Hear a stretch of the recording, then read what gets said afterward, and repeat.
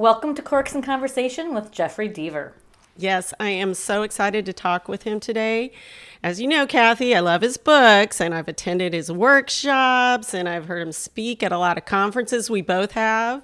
So it's going to be a good episode, I think.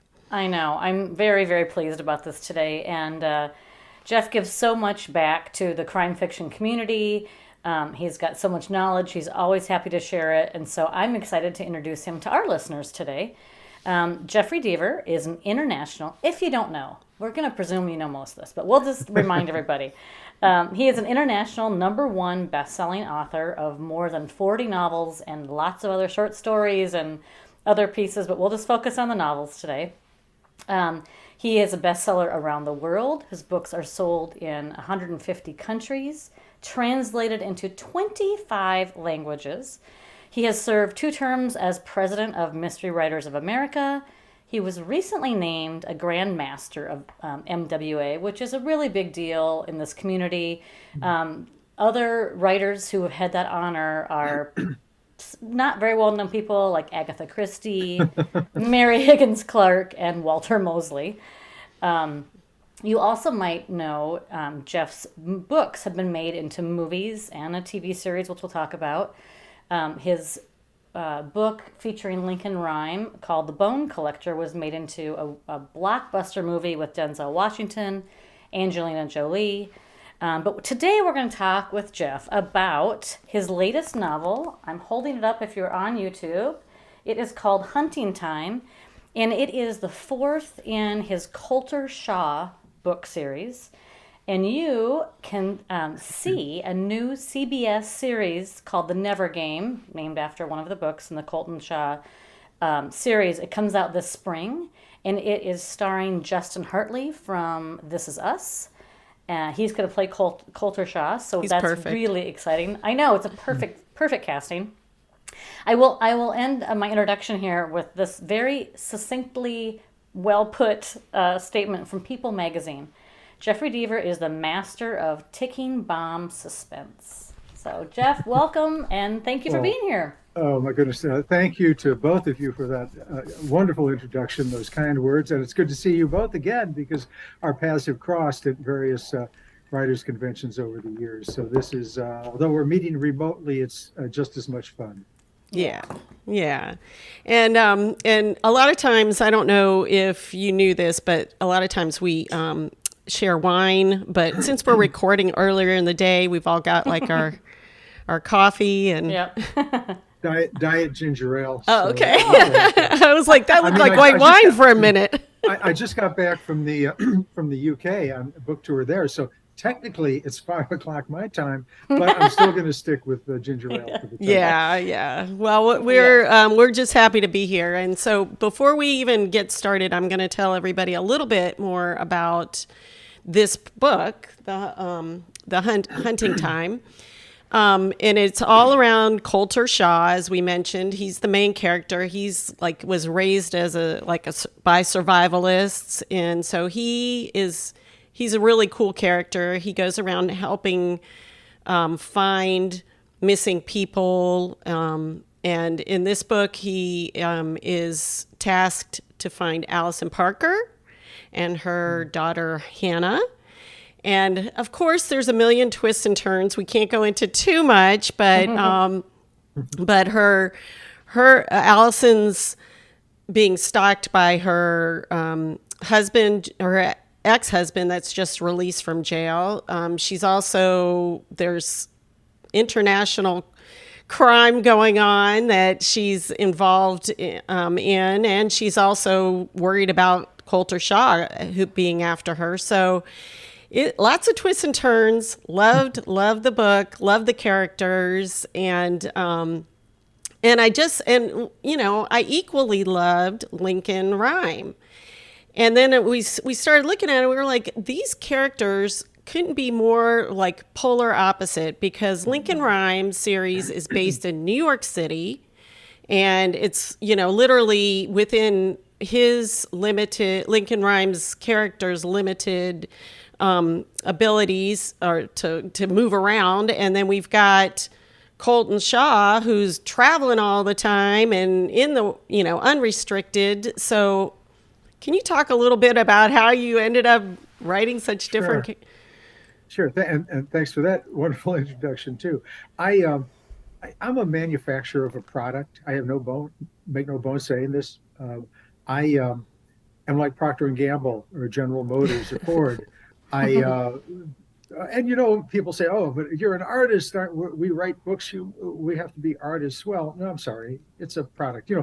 Michelangelo, Rembrandt, Mozart. They created products for clients, for paying clients. So is it art? Is it commerce? Well, it's maybe both. It's a creative product.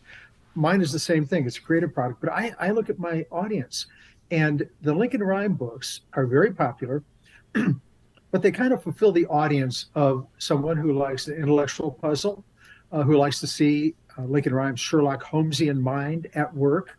All my books take place over a short period of time. They have lots of twists and turns and then big surprise endings. That's a template for all of my books. So I guess we could say, like, all cars drive. They go forward and they go back.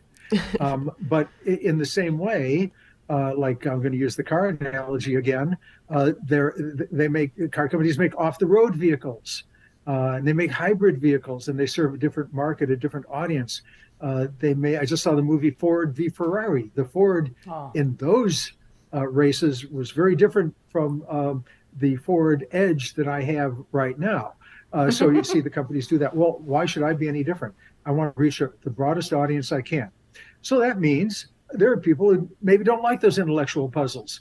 They want to see an fast-paced action story. So I created Colter Shaw, who is, as you say, somebody who travels around the country, kind of based on the old gunslinger from the movies I grew up with, the 1950s, and 60s, the Sergio Leone films, Clint Eastwood, the man with no name, Fistful of Dollars, or Shane, in the 1950s, the great character, kind of a bad guy, but also a bad boy, but he solves the crime. He's working for the oppressed farm people. And so Colter doesn't have a Palomino he rides around on. He's got a Winnebago he drives around in. He looks for rewards.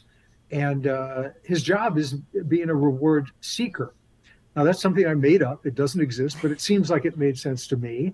Rewards offered by maybe parents for a missing child, or parents for a missing parent, a missing grandfather or grandmother, offered by police for a serial killer they can't track down, offered by the government for terrorists. On the books, the State Department has a $25 million reward for information leading to the whereabouts of a terrorist they've identified. That's it's not the Powerball lottery, but it's not a small chunk of change. And so Colter pursues these rewards, but it turns out, oh my God, he doesn't care about the money. Sometimes he even forgets to get the money. Why? Because to him, a reward is about the challenge. If a reward is offered, it's because someone has not been able to solve the problem. They have not been able to find the bad guy, not been able to track down the serial killer who is eluding police. And he needs that in his life. He's dubbed as a child the restless one. And that carries through to his present day. He's the restless man, and he has to travel around the country and try to solve these crimes. So what is he? I guess he's the off-the-road vehicle, the four-wheeler. And a Lincoln Rhyme would be more of a stable, Lincoln SUV, if you want to put it that way. And I want to pick up as much of the market as I possibly can. So it's, I get great pleasure out of pleasing my readers. That's what this is all about for me. It's also all about making sure readers have something they enjoy. Mm-hmm. Well, you must have had to do a lot of different kind of research. I do. Research is very important, and we can talk a little bit later about my organizing and planning the book. But research, people love to learn esoteric facts about things. In The Never Game, that's the book that's going to be the CBS TV show set in Silicon Valley. I teach people a lot about the history of where video games came from and the the fight between like Nintendo and Atari and the various other companies, Sega and Genesis. What? Oh, sorry, go ahead, please. No, you can go on if you Oh, like. okay, and but in this book, in Hunting Time, we learned a lot about portable, believe it or not, nuclear reactors. I didn't know there was such a thing, but that's important. We learn a lot It's a about little scary. survival skills. In Lincoln Rhyme books, the new Lincoln Rhyme book I'm working on, we learn about construction and the dangers of construction. And if a terrorist wanted to pick a construction site to use as a terrorist weapon, what he or she could do. Do I do personal research? Not so much. A, I'm a coward, and I B, was going to say it's, Coulter's life is pretty risky, I would think. I'll tell you. Maybe you all can help me out, and your listeners can help me out with this, or viewers can.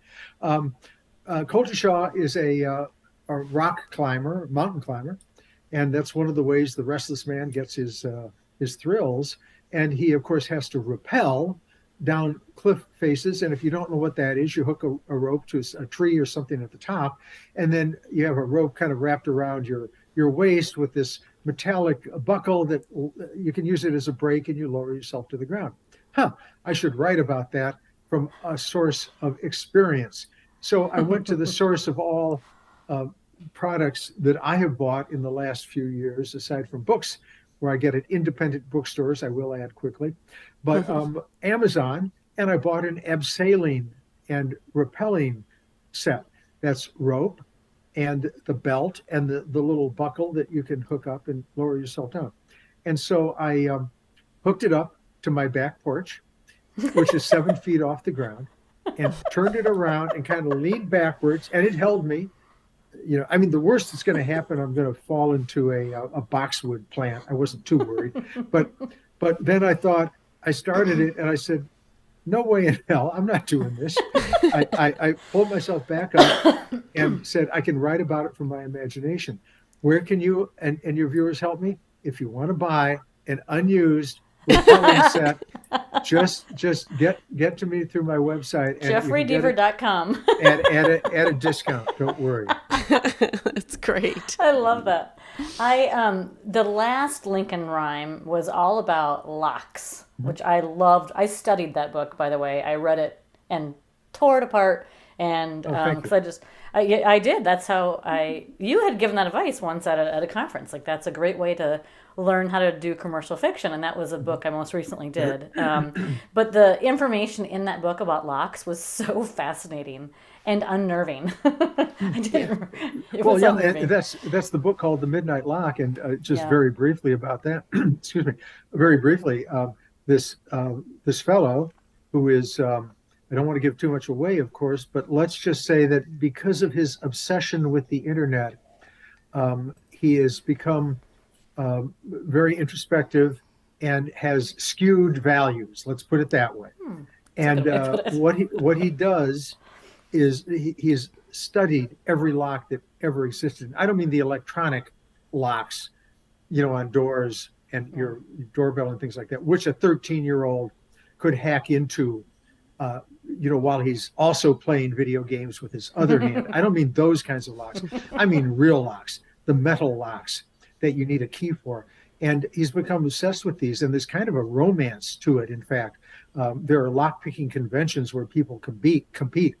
And so, okay, you're thinking, he's a serial killer. He breaks into your apartment house and slashes you to death, ties you up and takes you to the cellar.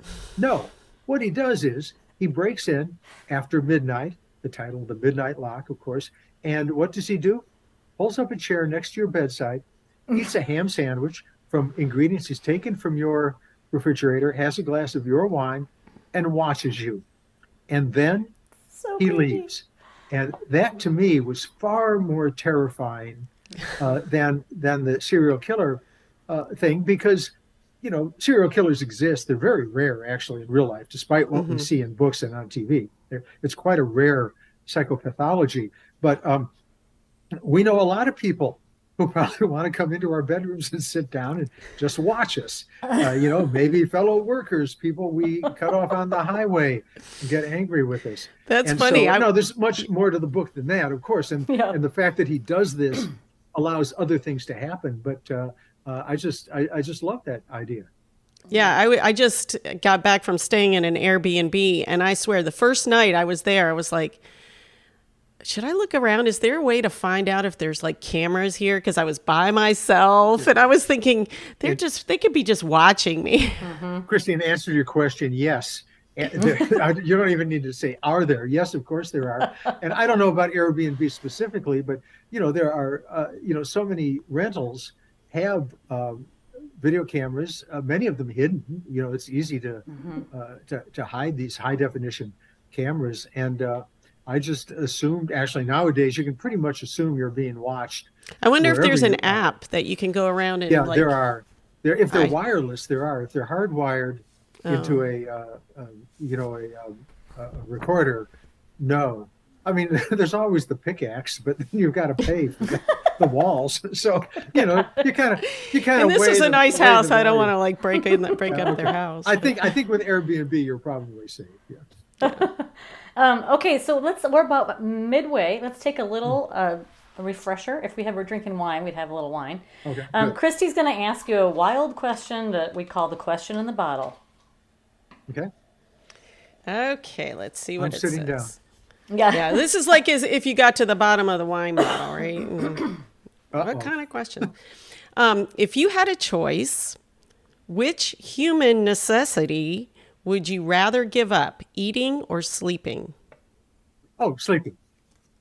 Really? That required nothing. Yes, because I love to eat. I like to cook. It's for me, it's a tension reliever. I like dinner parties. I've cooked I'm 72 years old. I started cooking. I've probably been cooking for almost 60 years now. I grew up in a household where we didn't have gourmet food. We had good, solid food, and I learned how to cook the basics, how to make a roux, R-O-U-X. Butter and flour mixed together, cooked, hot liquid added to it to make gravy or a sauce. I learned how to, you can't have any bit of egg yolk in the pan. If you're the bowl, if you want to whip egg whites, if you're going to whip cream, it has to be a cold bowl. Little things like that I learned, and I just loved it. And of course, during COVID, we all had our various vices. I gained weight. I mean, who didn't during COVID? Of course, that happened. But nothing else to do, actually. So, I would do that. Sleep is overrated. I mean, you try it, and you have to do it all over again. So to get sleep out of there. I totally agree. Kathy, you're probably the same way. I mean, really like your sleep, though? I half the time don't sleep anyway, and I'm all annoyed with it. So if I could just not have to worry about it, then I'd be happier, I think. And I'd eat a lot more. Yeah, I feel like eating is more. I mean, I love eating too. We both love to cook. Christy and I both do. But I feel like sleep is like the first thing I say to my husband in the morning. How'd you sleep? Like it's a big source of conversation, right? Like, did you sleep well? Is that going to affect your day? So I think if I could get good sleep, like a consistent good sleep, I might pick sleep. I don't know. Anyway. Well, I actually don't trust sleep because it wakes me up. Well, I mean, also being 72, we don't need to go into the details, but I wake up a couple of times at night. So that's just the way it is. And then, when that happens, quite interesting. This has happened for a few years now. You remember your dreams because that's the REM period. And I've never had an inspiration for a book in a dream. I think they really are kind of just random recyclings. I don't trust Freud. Sometimes a dream is just a dream. There's nothing more to it than that. But they can be quite interesting experiences and very, very vivid. So I kind of enjoy that. But then again, then I'm kind of tired and cranky and I go back to sleep. Maybe I don't. So, but a ham sandwich with cheese never disappoints. I was just going to say, never lets you down, does it? Isn't that interesting? I never would have thought I love these conversations because I would have never compared these two things in any other circumstance in my day. But you're right. Food never lets us down. Sleep can constantly do that. Exactly. Okay, so I back to the more serious stuff. So, Jeff, you have said many times at different conferences or interviews that you write for your readers, and you talked about it earlier today that your job is to entertain readers, and I love that clarity. And I'm wondering if you always had that notion, or did you come to that, and if so, what made you realize that? Sure. I've written again probably 45 novels, 90 short stories or so. Been doing this for a long time. I left practicing law in 1989, I guess it was, to write full time. Actually, I was a legal editor at that point. I was not practicing, and I'd written about 6 books at that point. And write full time, love it. But my first books, some were nominated for awards. They had a popular following, but they didn't sell particularly well. And to me, sales are indicative of success. That's nothing wrong with that. If product is successful, if more Right. people want it. And I wondered why was that? And I went back and reread my first 5 or 6 books, and I saw that they certainly had some wonderful elements to them, but they were kind of written for me. They were a bit self-indulgent. I remember one book had a long chapter basically on New York history that had nothing to do with the plot. It was interesting. It was well written. I can just objectively say it was well written. It had nothing to do with the plot. What the hell was that doing in a fast-paced mystery novel? And so that was a lesson to me. And it said, you know what? I have to take myself out of the equation entirely. And because in reviewing those 5 or 6 books, I outlined them, just wrote down chapter 1, what happened, chapter 2, what happened. And I took a look at it and saw that I'd missed the mark on some things. I had those digressive chapters. I had anticipated revealing a bad guy's identity so readers could figure that out. I fumbled with a twist and turn. I had an opportunity for a twist that I didn't even pick up on. And so that told me, well, outline the book first. Identify all that in the outline. And that's what I did. And the first book I did that with was called Praying for Sleep. And it became my first big book, the first one that sold quite well. And so that is for the readers. And how does that translate? Well, you kind of have to take my course to understand all the ways that you write for your reader. I mean, some examples are you write suspense. You don't put gore in the books. An extended autopsy scene does not enhance the experience of the book. That's written for the author. Why for the author? Not because the author is sadomasochistic. It's because the author can't figure out a way to write suspense. Or suspense is hard. Alfred Hitchcock did suspense. He set it up very slowly. I try to do that. I mean, gore, excessive gore is a creative failure.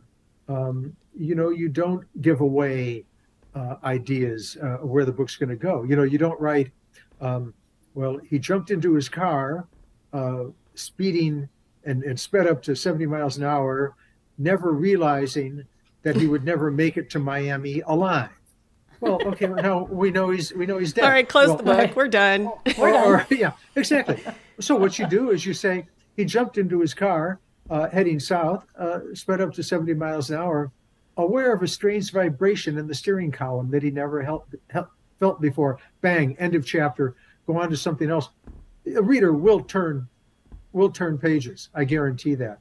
That's for the reader. And I mean, there are hundreds of other things. That's I have 2 hours worth of them in my course and other speeches. You can find many of them online, of course, and you can Google. Of course, Google does it. Go to my website. That'll direct you to various things. But yes, you write for readers. We are in this. We do this because of them. We're able to write fiction and tell stories because of them. We owe readers everything. Yeah.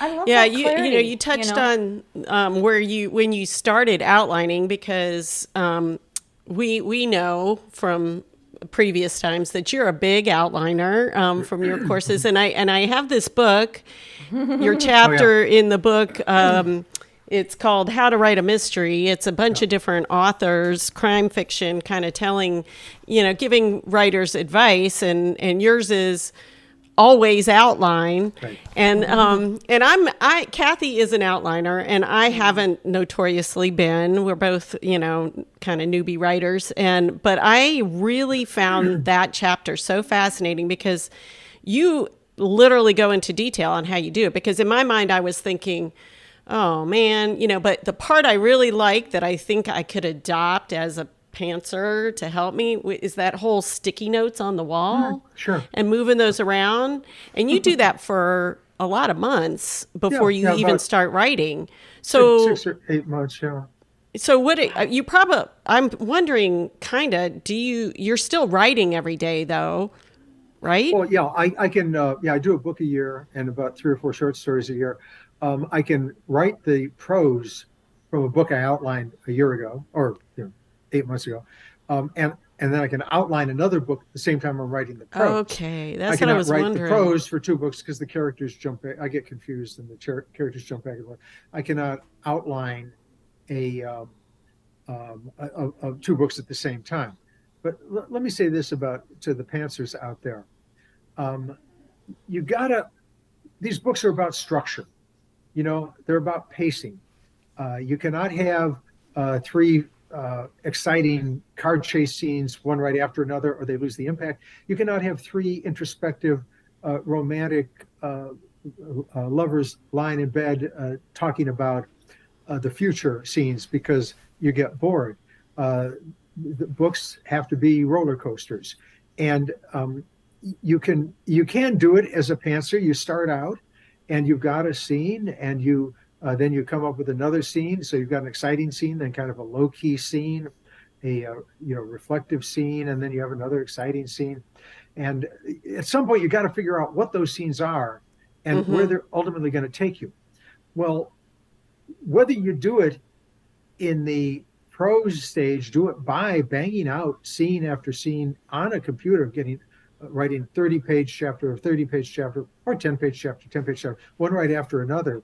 Whether you do it then or at the bulletin board with Post-it notes doesn't really matter. It's just easier to do with the Post-it notes because you come to, let's call the Post-it notes represent a chapter. Chapter 5 on the Post-it notes, you've written as a pantser through chapter 5. Okay, you've got 150 pages of prose. All right, and then you're looking at the board and say, oh no, I kill Fred here, and we didn't meet Fred in chapter 2. Well, we need to know who Fred is, so you take down the Post-it note and say add Fred, put the Post-it note back up, and then you keep going. And you do this to the whole book. You rearrange the Post-it notes. I'm probably making all your viewers dizzy now by doing this. But you get the Post-it notes in the order that you want. Finally, after a month or 2, then you transfer to the computer because then you start fleshing out your outline. My hunting time outline was about 150 pages long, and that has research notes in it too. But it's quite extensive. But you see how much easier and more efficient it is. You've got to come up with the plot somehow. I just find it easier and actually more fun to do with the Post-it notes because it's kind of just coming up with the idea. And then I pace and I think, oh, where am I going to kill somebody? I'll put that Post-it note right in the middle. I'm going to kill somebody there. And the clue, I need the clue. Mustard is the clue. Lincoln finds out the killer because of mustard. Okay, where's the clue go? Okay, right up here in scene 2A, I put a little Post-it note that says mustard on it. I just find it more efficient. Funny about that book, which was great fun to participate in. And I think, at this stage, it sounds egotistical, but it's just luck of the odds. I've written, again, all those novels. I've been doing this for, 40 years. I've won some awards, and that's wonderful. Been nominated for some awards. But I have never won an Anthony and never won an Agatha. But yes, I have. Why? Because that book has won an Agatha and an Anthony. So I could say in my bio now, I say, all the awards that I've won, ITW Novel of the Year, foreign awards, and then Anthony and and Agatha with an asterisk. But it's fine because and then you look down and the really fine print says 1/80th of because there were 80 of us in the book. But you know what? Nobody reads footnotes, so it doesn't matter. Oh yeah, no, that's perfect. But anyway, I know. in that book, it was fun. I wrote the chapter. This was kind of a tongue-in-cheek thing we did. I wrote the chapter always outline, and Lee Child is right after me, never outline, and he is a never outliner. He's a pantser. And you know what? If he keeps at this business, someday he's going to be successful. Yeah, I know. He'll be. I'm worried about him. I wish him the best of luck. That Jack Reacher character, I don't know about him, but well, we talked to. Go ahead. Go ahead.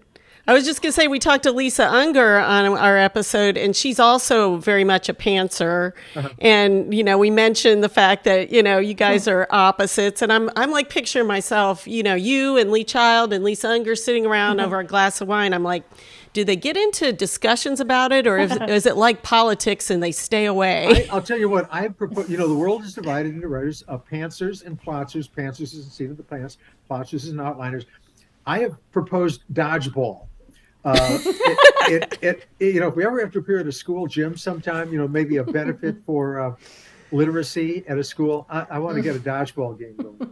Oh, that's funny. Awesome. That would be funny. This group over here and this group over here, and that would be hilarious. And I'm so unathletic. I'm sure I would throw it at, you know, hit my teammate in front of me, bounce off, whack me in the forehead, and I'm out.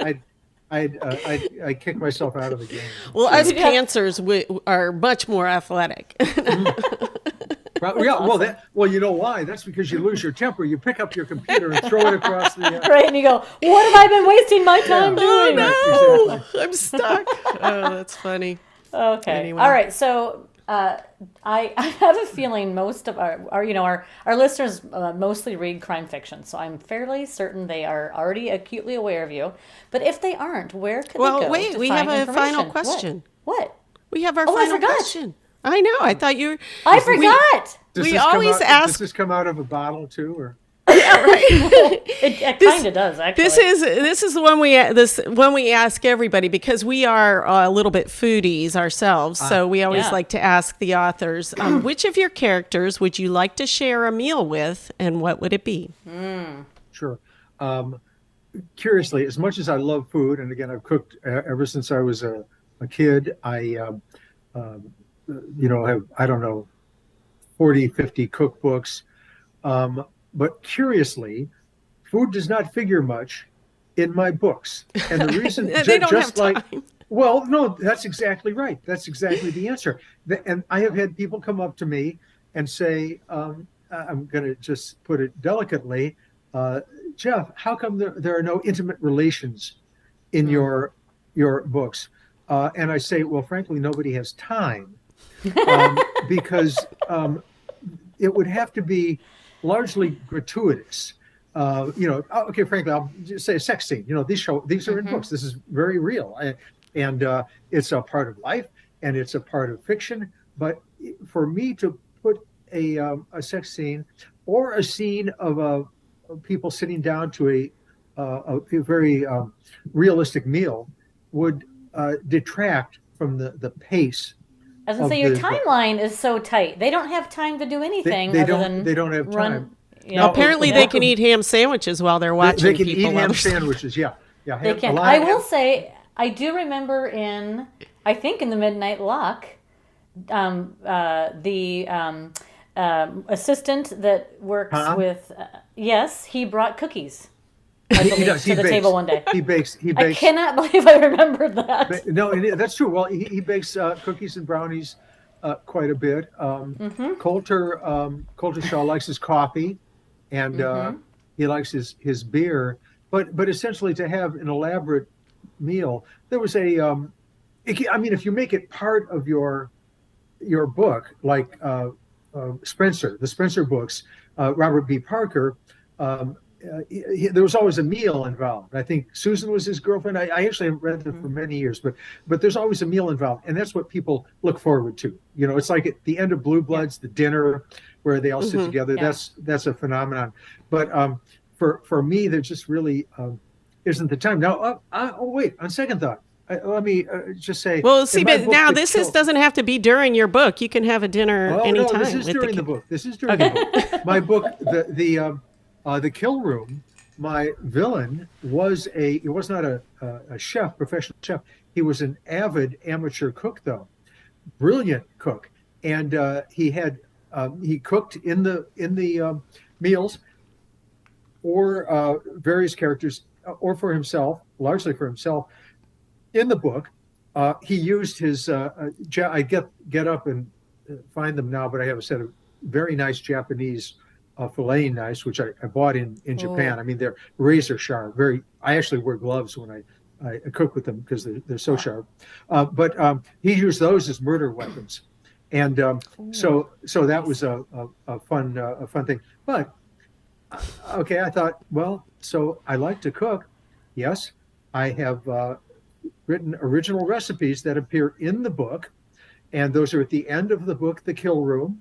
They're recipes I have made, except with one exception, and the one exception is a dessert that was served on Titanic 2 hours before the ship went down, because that figured into the plot. So go to my website too, That's jeffreydiever.com, and I think I have in the book I think I have no, I don't have. I have videos of me cooking some things on YouTube. You can go Jeffery Deaver recipes or cooking, but the Kill Room does have food. So thank you for reminding me of that. When you write 45 books, things leave your brain. So. Well, I mean, I figure you probably. I've seen on social media you've been going to Italy a lot. Yeah. The food there is good. Oh yeah. Yeah, that sounds wonderful. Yeah, I just got back from Italy and ate my way through it. There's, I've never had a bad meal in Italy, and I have to kind of watch it because, when I go there, it's hard to think of myself as a celebrity, but I'll go to a town and I'm the author appearing at a bookstore, and there'll be a lot of readers in Italy. I'll have 400 or 500 people at the book event, Wow. and that's hosted by a bookstore. The bookstore owner or a festival, they'll take me to a nice restaurant where the chef has made a special meal for the American author. Oh. And I have had to learn to say no, because I cannot eat 7 meals at 10 or 11 o'clock at night when these events are over. And at first I was very concerned that I would be offending them, but I try a bite and say, it's very good. May troppo cane, there's too much here. I think I may have just said too much dog, but you get the idea. But my Italian is pretty bad, but too much food, but it's wonderful. And so, but I love everything there, and everywhere has good food. It's one of the joys of book touring. Now that we're back to book touring, and if any of you want to go to, I think you were going to ask. Forgive me for jumping ahead, but if you want to know where I will be appearing on book tour, go to jeffreydiever.com, or you can try this thing called Twitter at Jeffery Deaver. I don't know if it's still going to be there. I was going to say, are you sure? I should come up with a new handle that's like at Jeffery Deaver / Elon Musk, because apparently you can pay your $8 and get whatever handle you want. Yeah, exactly. So, apparently that's a thing now. Yes. All right. Oh my. Well, this has has been a joy. Yeah. This has been Absolute joy. great. Always Thank you fun. so Well, my much. new Lincoln Rhyme book will be out next year. Title reveal later. good. I'm not going to say anything about it. So let's do this again if our paths All right. cross at a Absolutely. writer's Thank you. conference. All Okay. right, wonderful. Bye-bye now. Thanks a Thanks. lot. Bye. Bye. Cheers. Cheers.